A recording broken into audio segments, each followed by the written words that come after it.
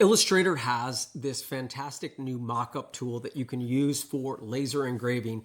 And in fact, you can use it for 3D objects because I've recently did on my other channel, my software channel, I did a coffee mug and I showed how to work around getting the image to look great around handles. For laser engraving, this is a really powerful tool because it'll give you the ability to mock up ideas for your online shop, but it also will give you the ability to practice how your actual engraving is going to be on the product that the customer is going to get. So I'm here in Illustrator and I'm just going to go ahead and back up and show you how fast this is.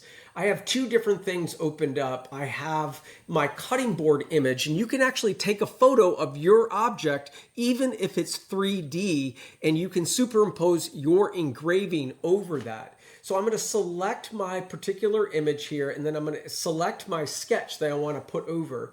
And I'm going to go to Object, and then I want to go to Mockup, and then I want to go to Create Mockup. And what that does is, as it's rendering, I'm going to explain to you that it's actually trying to find the product and look at the edges, and it will let you move the engraving over the edges. In the past, you've been able to do this with a clipping mask, but in this situation, this works on 3D objects like coffee mugs, and if you're doing dye sublimation, it is a great way to get the product out there. The first thing it's going to do is offer me a tool. So I want to engrave my design on the entire cutting board.